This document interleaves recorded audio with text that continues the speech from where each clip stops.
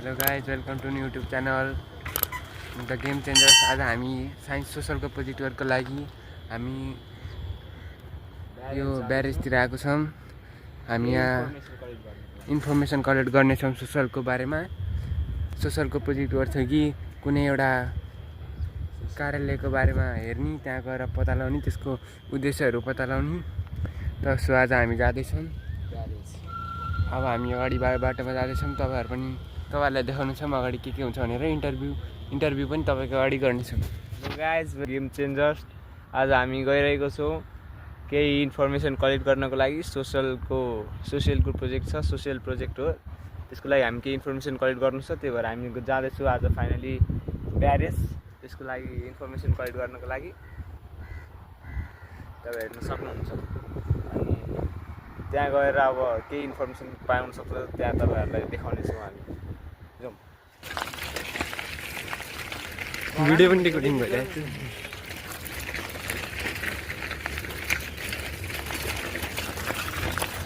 Hello guys, ल अब हामी यहाँ आइसकेका छौँ। अब जाँदैछौँ उता स्विमिङ पुल छ। स्विमिङ पुलको पानी होला, बागमतीको जान थाल्यो है। ल अब यहाँ 3 जना भइसक्यो, अघिसम्म 2 जना थियो, एउटा साथी पनि आयो। ल हेलो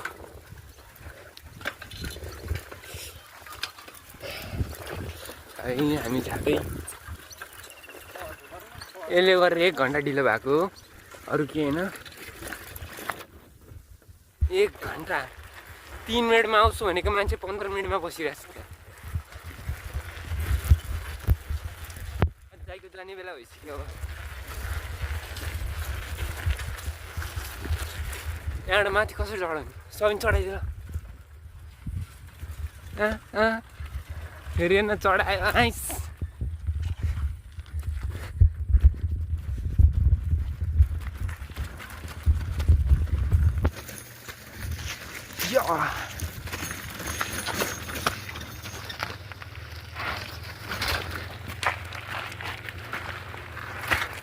ल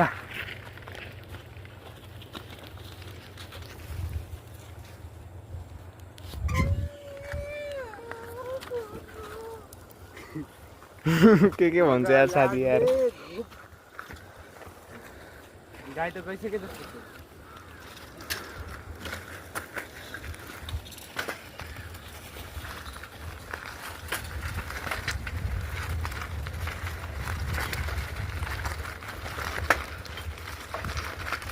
गेट लक रहेछ।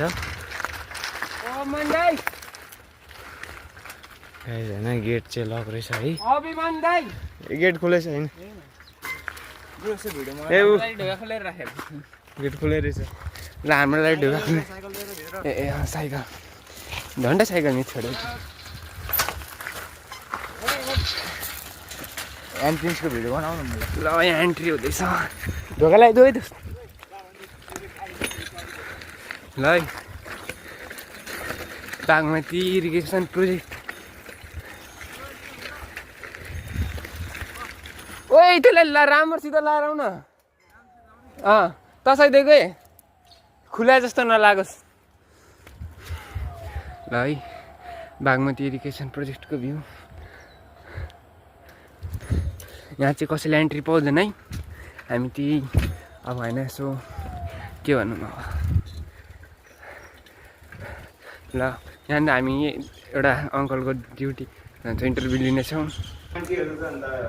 दाइ हजुरको नाम चाहिँ एकजना हो। यसको चाहिँ क्षेत्रफल लास्टी टाढासम्म छ। हाम्रो नेपालको धेरै जस्तो तराई भूभागमा धेरै जस्तो महोत्तरी, सर्लाही अनि रौतहटसम्मको पानी पुर्याउने, रौतहट बाह्र वर्षहरूसम्म पानी पुर्याउने उयो क्षमता छैन। अब अझै मरिन डाइभर्सनहरू पनि बन्दैछ। यसमा अझै धेरै टाढासम्म किसानहरूलाई पानी छिटो पुग्न सक्छ। यसको कार्यकाल चाहिँ 2030बाट नै सुरु भइसकेको थियो। विक्रमसम्म 2030बाट नै सुरु भइसकेको थियो र यो कार्यको सम्पन्न लाग्न 20 वर्ष लागि 2050देखि यो पुरै सम्पन्न रूपमा सुरु भइसकेको थियो। किसानहरूलाई पानी पुर्याउन पुरै सहयोग गरिरहेको थियो होइन। अब यसलाई चाहिँ अझै अगाडि बढाउन अनुमानित 90 वर्षसम्मको कार्यकाललाई मानिन्छ, किनकि धेरै जिल्लाहरूसम्म पानी पुर्याउनु छ र पानीको कमी पनि छ। मरिन डाइभर्सनसँगै यसको पनि कार्यहरू अझै अगाडिसम्म बढाउन यो कार्यालयको सोच छ। यो बागमती सिँचाइ आयोजना है, यहाँनिर पानीहरूले यहाँको पानी छ, यहाँदेखि पानीहरू किसानहरूलाई चाहिँ जाँदैन, यो चाहिँ डाइरेक्ट बगेर इन्डियातिर जान्छ र यहाँनिर ढोका बन्द गरेपछि यहाँनिर पानीहरू रुक्छ होइन। त्यो चाहिँ नहर हो, रौतहट जिल्ला, बारा, पर्साहरू सबतिर जाने नहर त हो।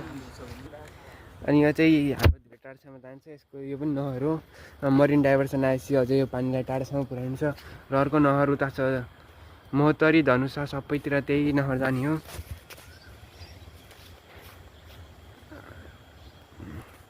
यहाँनिर चाहिँ पानी चाहिँ अलिकति कमी छ, गर्मी महिना हुँदाखेरि पानी हुँदैन। मरिन डाइभर्सन आउँदाखेरि यहाँ पनि पानी आउँछ। ग्यारेजको यता पछाडिपट्टिबाट यस्तो देखिरहेको हुन्छ पुरै पछाडिपट्टिको भ्यू।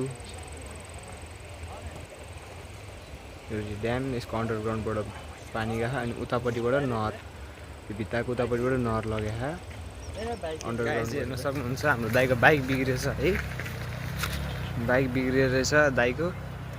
टोचन गरेर लग्नु ड्युटी सक्यो दाइको। अब बाइक बिग्रे टाइम जाने टाइममा अनि अब ठेलेर लग्नु पर्छ।